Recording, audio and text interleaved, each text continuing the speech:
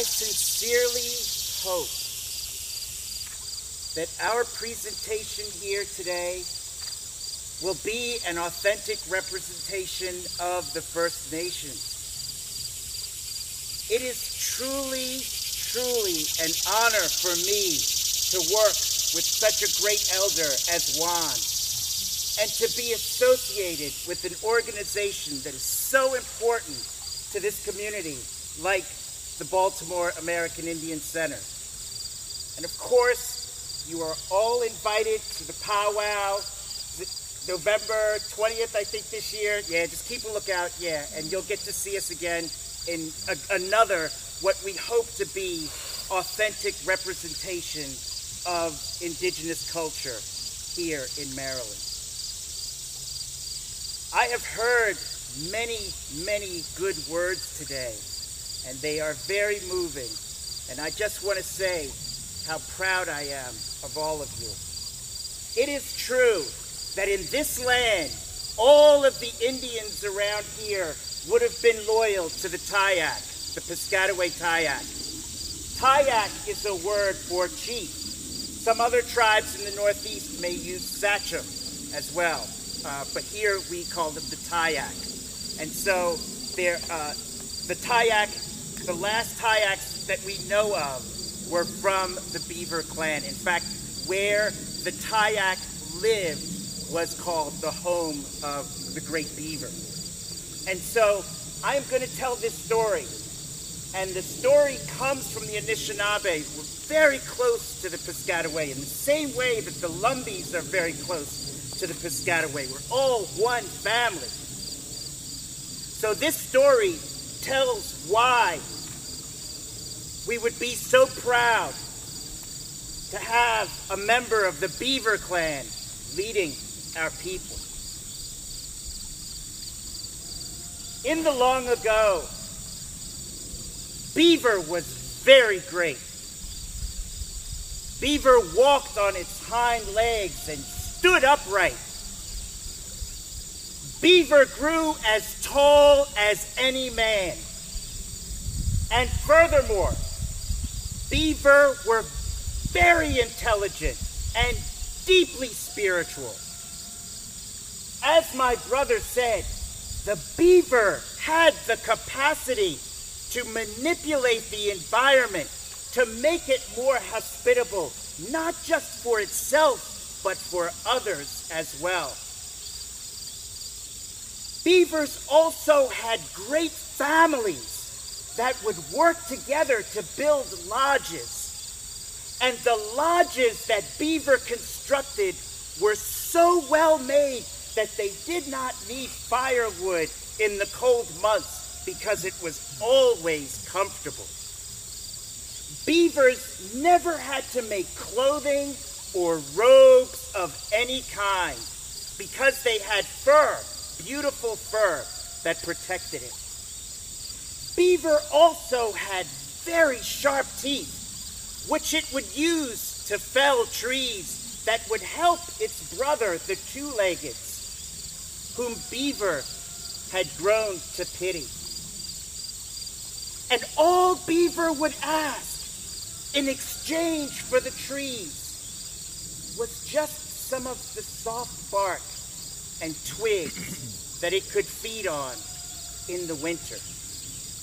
Because in the summer months, Beaver was always at the bottom of lakes and streams digging for roots and other greens. The people learned many things just by observing the beaver.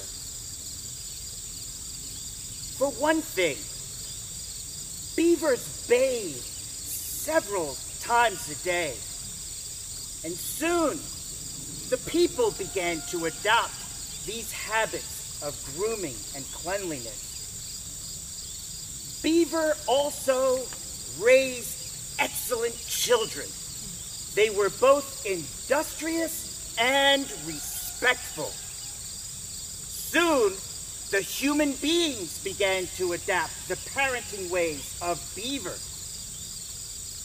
But Beaver worked very, very hard to do good deeds that would benefit everyone in the community. They never quarreled amongst themselves, and they never made enemies of their neighbors. And the one other thing that beavers did was they never grew jealous when others would excel. And so it came to pass that Beaver prospered more than the human beings. And the Anishinaube sent forth a delegation of elders to speak to Creator, to remind him that human beings were supposed to be the greatest of all creation, and to tell him that Beaver had gone beyond humans and prospered in many ways. The people demanded that Creator return everything to its original roles and reduce the stature and power of Beaver. Creator listened and spoke and said,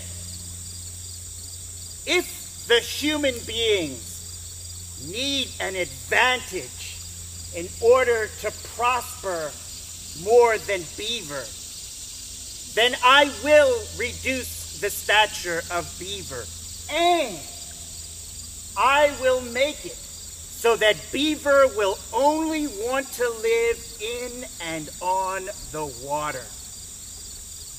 Well, the elders were very, very pleased at this, and they returned to their lodges happy. Beaver did not diminish all at once, but each generation grew shorter than the next one until we have the beaver the size that it is today. But Creator allowed Beaver to keep all of its original personality characteristics. They are still industrious, intelligent, and generous. They still modify their environment. They still create excellent lodges, which they share with their extended family and others.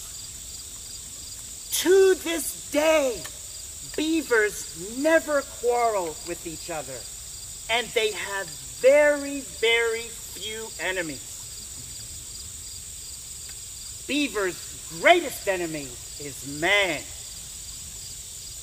Man, who learned so much from his little brother, but did not learn the most important lesson of all, which was the value of inclusive communities.